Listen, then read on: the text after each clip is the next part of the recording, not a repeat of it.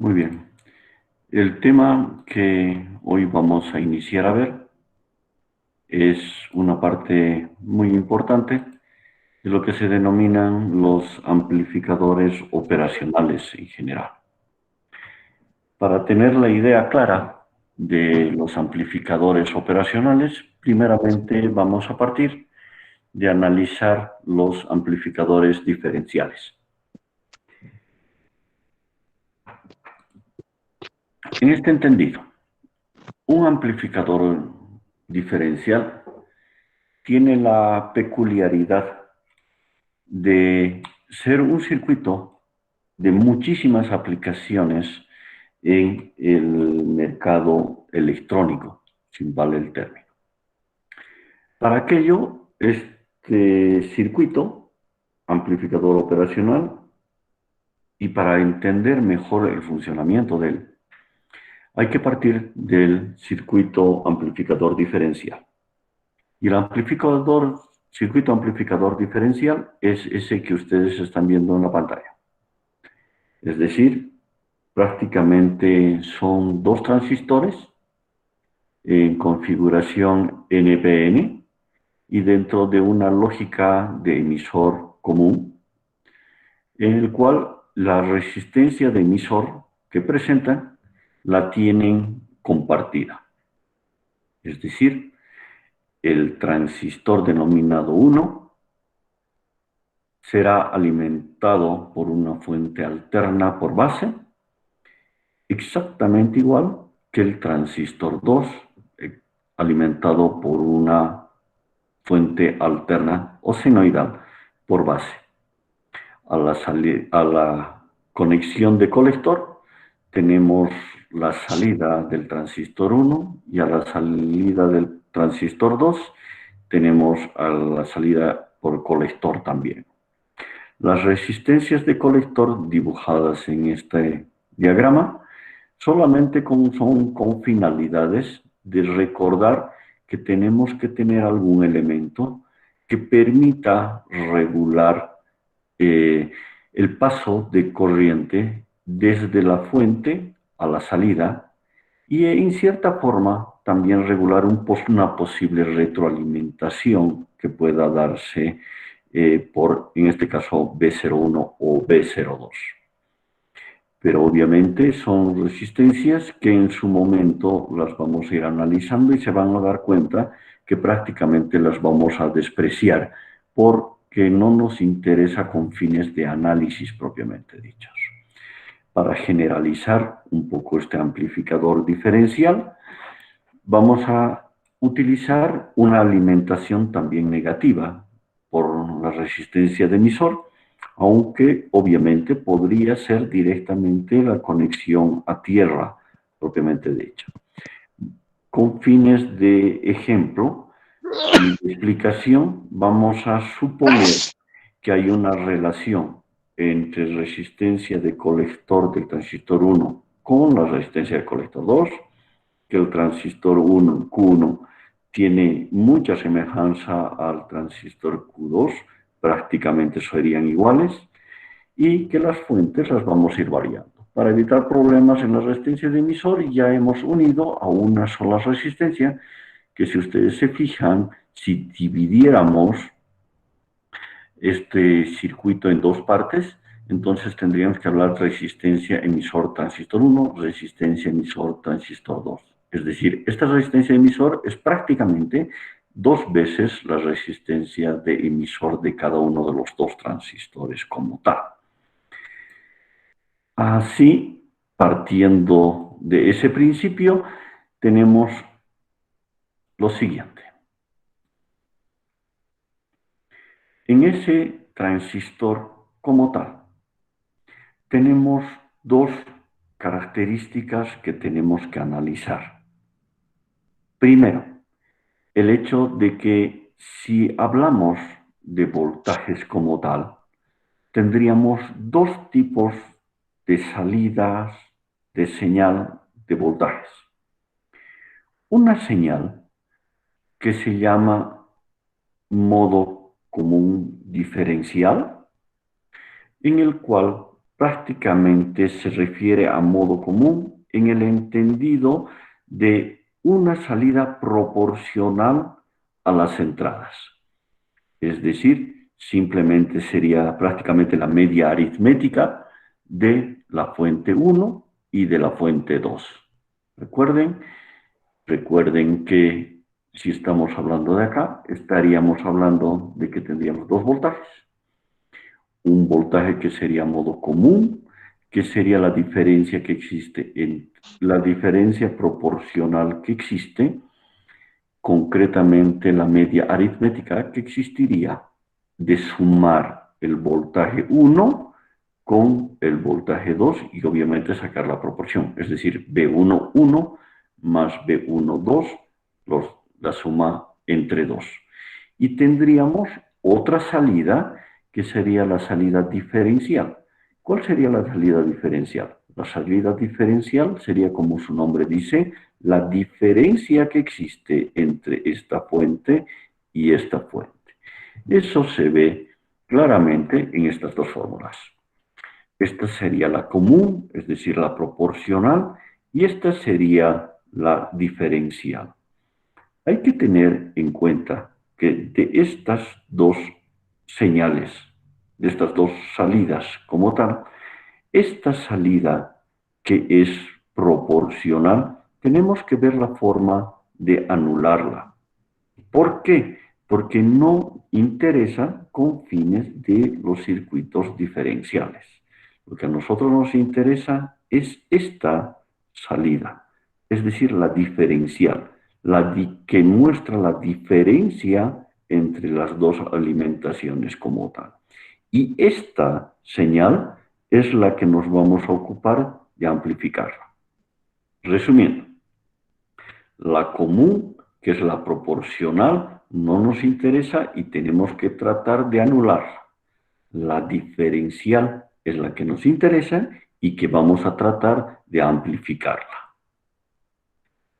Si analizamos el punto Q de funcionamiento de todo este circuito, fácilmente podremos encontrar la recta de carga, que ustedes saben muy bien, es como si estaríamos analizando simplemente por separado cada uno de ellos y hallar el máximo punto de transferencia energética, dada por la intersección que existe de la recta de carga con el voltaje colector emisor cuando la corriente de colector sea cero y en el eje Y cuando el voltaje colector emisor sea cero y la corriente de colector sea máxima.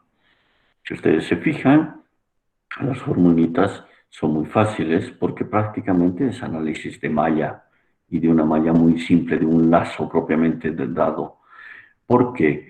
Porque solamente estaríamos hablando de que BCC será igual al voltaje que está cayendo en el transistor 1 dado por base emisor y la corriente de emisor. ¿De acuerdo? Entonces, si ustedes se fijan, aquí estamos armando simplemente una malla muy simple que llamaríamos llama de la entrada.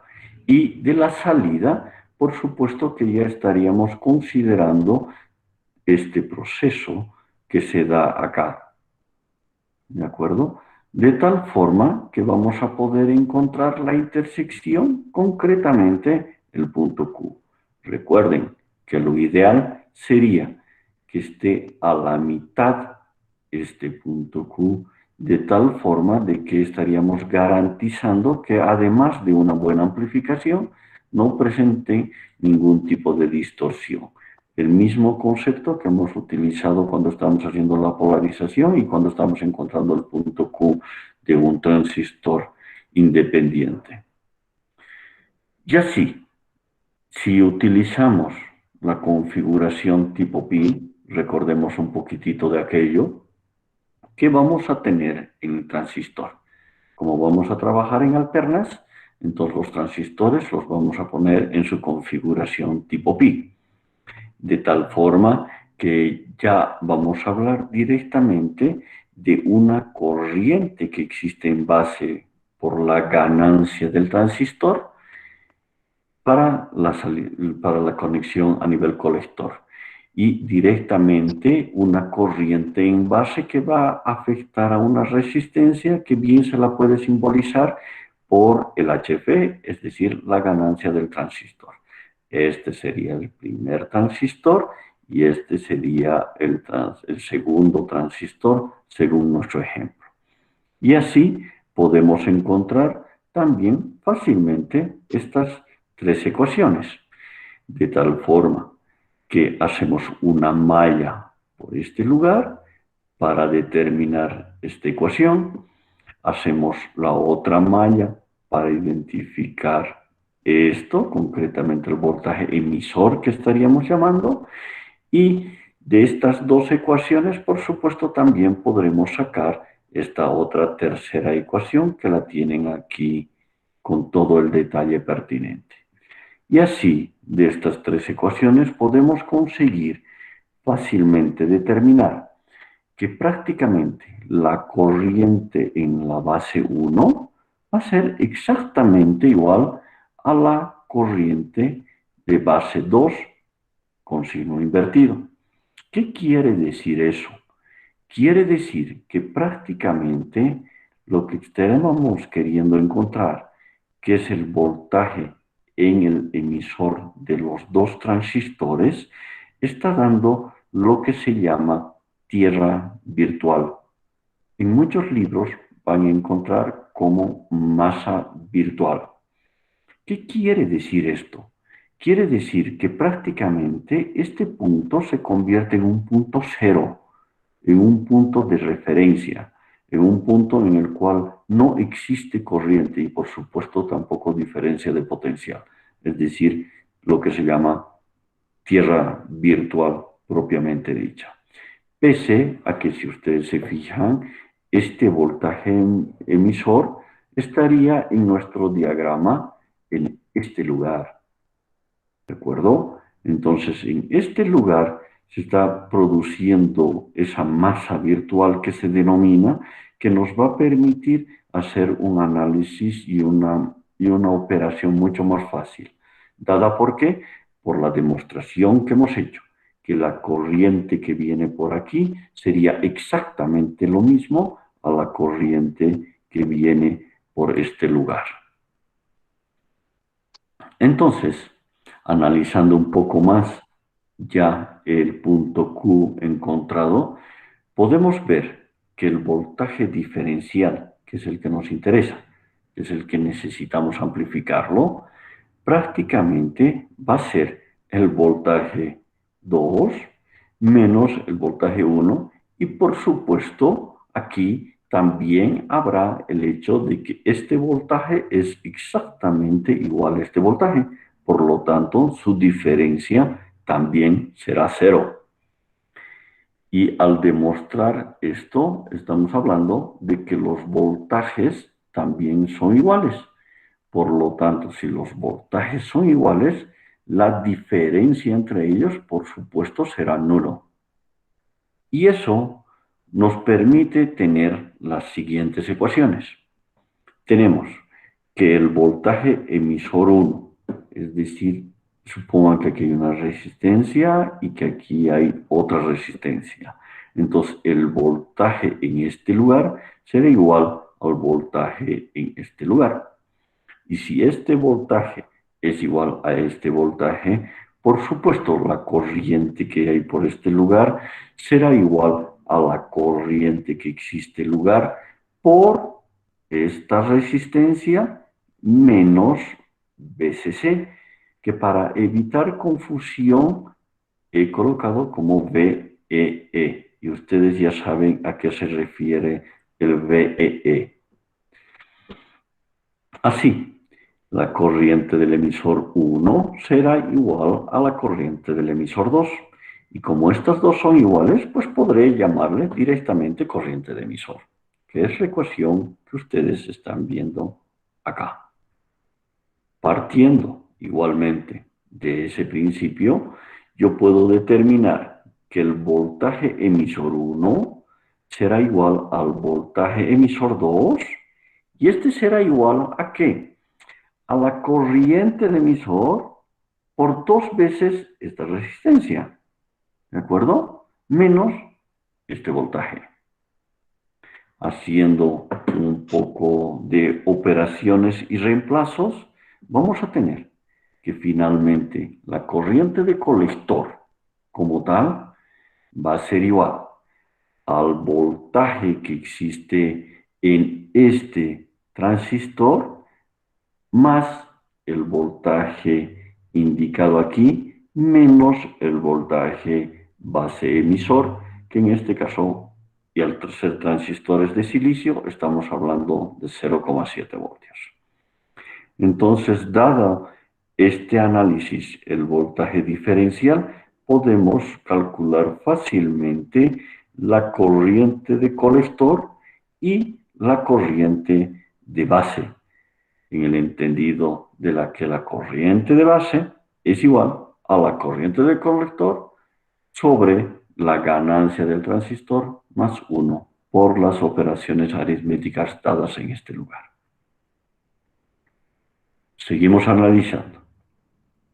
Dado el hecho de que el voltaje 2 es igual a menos el voltaje 1, entonces podré determinar que el voltaje diferencial prácticamente es voltaje diferencial entre 2. Y en ese caso diré que el voltaje diferencial obviamente no es nulo, es la otra alternativa.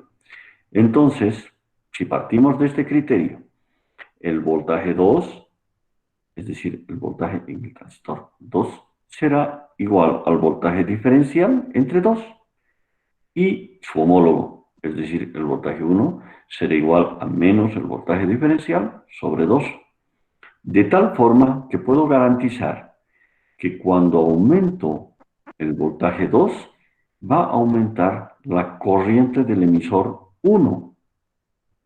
Y cuando el voltaje 2 voy a disminuir, disminuye la corriente del emisor 2. Estos dos conceptos extraídos de este análisis se generalizan y también se hacen similares en el otro caso. Es decir, cuando el voltaje 1 aumente, aumentará la corriente en el emisor 2. Y cuando el voltaje 1 disminuirá la corriente del emisor 2. Si eso ustedes logran demostrar y tener claro el análisis, no va a haber ningún tipo de problema al analizar acá. ¿Por qué? Porque estamos diciendo que hay una relación muy fuerte entre este voltaje y esta corriente. ¿De acuerdo? Y obviamente el inverso, es decir, entre este voltaje y esta corriente. Y así no va a haber ningún tipo de problema cuando estemos analizando los amplificadores operacionales. ¿Sí? Entonces, si no son variaciones grandes, es decir, si no se da estas variaciones muy grandes, la corriente del emisor 1 más la corriente del emisor 2 va a ser constante. Y si esto es constante, entonces sus voltajes también son constantes. Y el voltaje del colector 2 no va a variar.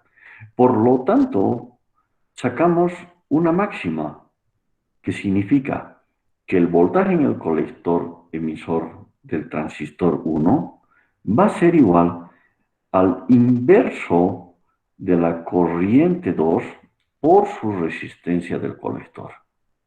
¿De acuerdo? Son parámetros que nos van a ser muy importantes para su análisis posterior. De tal forma que la recta de carga ya no solamente se va a convertir en un punto, sino de que la recta de carga va a estar limitada por dos conceptos. Un concepto que es el hecho de la recta de carga de modo común, que es el que recuerdan no nos interesa y tenemos que anularlo, y la recta de carga en modo diferencial, que es la que nos interesa y la que necesitamos amplificarla. Pero hemos conseguido que podamos identificar fácilmente un rango en el cual vamos a poder, en función a otros requerimientos y a otras necesidades, variar nuestro punto Q, de tal forma que podamos acercarnos a lo que necesitamos amplificar o acercarnos a lo que no necesitamos amplificar. ¿De acuerdo? Y obviamente, como todo en la vida, el punto intermedio será el punto ideal de este análisis en punto de carga. Y así aparece otro concepto. Ese concepto se llama relación de rechazo al modo común. Eso está simbolizado en la mayoría de los libros, van a encontrar como CMRR. ¿De acuerdo? Relación de rechazo en modo común. La relación de rechazo en modo común es la relación que existe en las ganancias diferenciales con la ganancia en la cual es el modo común. Entenderán que obviamente cuando la que no nos interesa amplificar crezca, por supuesto que va a ocurrir que la relación de rechazo va a disminuir, porque son inversamente proporcionales. Entonces nos conviene que esto sea, por supuesto, lo más chico posible para anularlo. Así, la ganancia en modo diferencial está dada por esta fórmula y también la ganancia en modo común estará dada por esta fórmula. Y si ustedes se fijan muy bien entre estas dos, esto es prácticamente fijo, porque es dependiente del transistor. ¿De acuerdo? Las corrientes, obviamente, son las corrientes que las podemos manejar, porque podemos regularlas como tal. Y aparece de pronto una importancia muy grande. Una importancia muy grande dada por este elemento. Es decir, prácticamente, si ustedes se dan cuenta y ven la diferencia que existe entre lo que queremos amplificar y lo que no queremos amplificar, hay un elemento y es resistencia del emisor. ¿De acuerdo? Este elemento prácticamente es el que nos va a determinar si realmente podemos eliminar esta parte o minimizar, más propiamente dicho, o no. Entonces, tenemos que tener mucho cuidado en la resistencia del emisor que necesitamos poner. Quisiera que recuerden un poquitito la importancia en la polarización del transistor cuando estamos hablando de esa resistencia de emisor. Si ustedes recuerdan bien, la importancia de esa resistencia determinaba que nuestro punto Q sea un punto estable en el tiempo y sobre todo que no esté sujeto a variaciones externas. Estoy hablando temperatura, estoy hablando ruido, estoy hablando de todos esos factores que intervienen en la amplificación del transistor.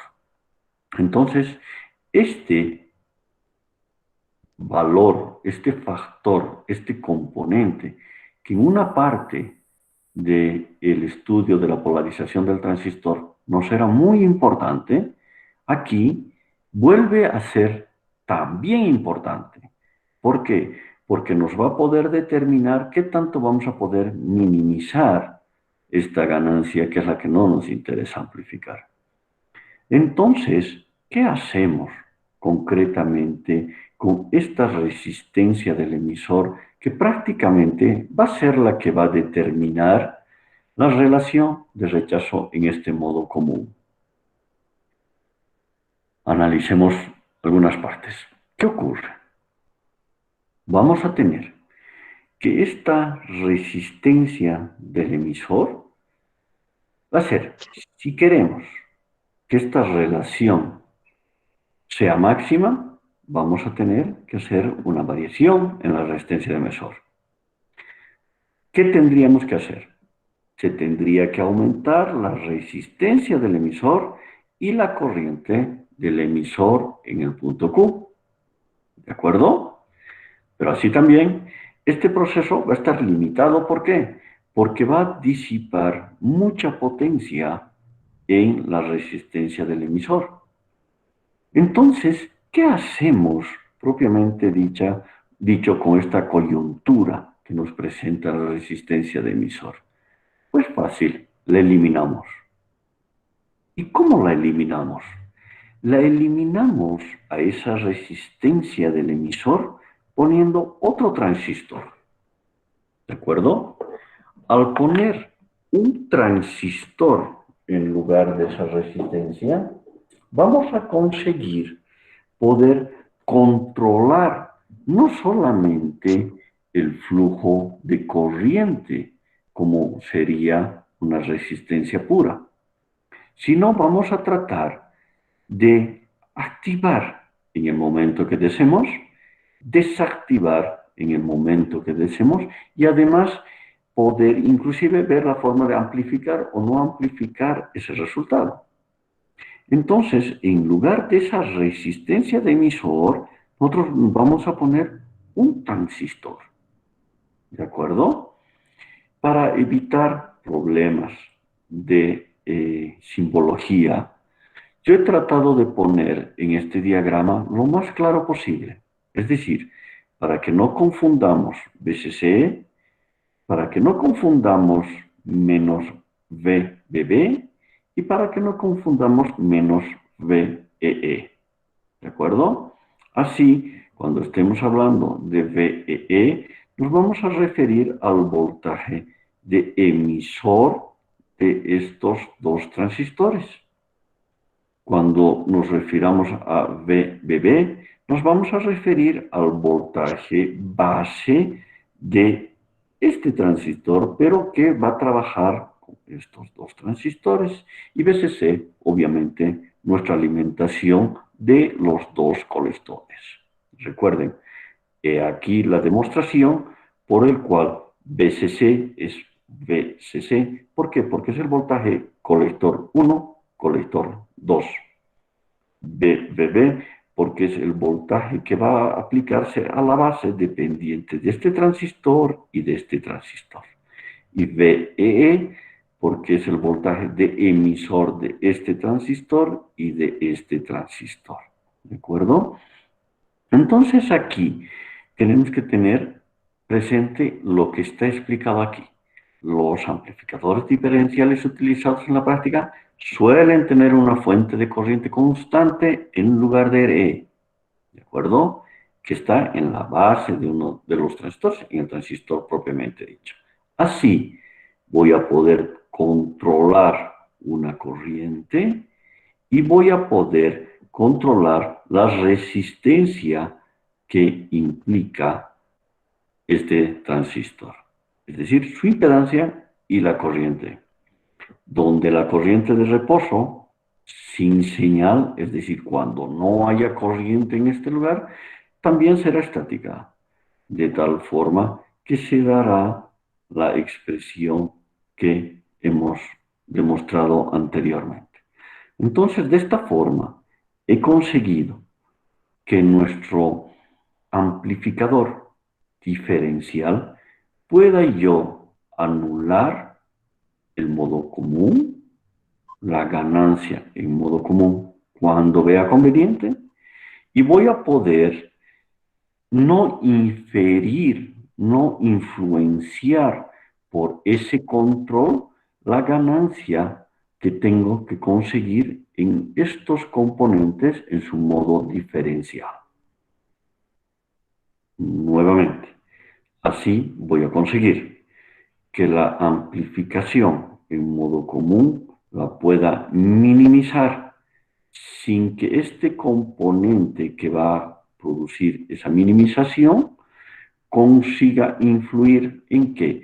En la ganancia diferencial, que es la que necesito amplificar de estos circuitos. Y así, ya se vuelve muy fácil. ¿Por qué?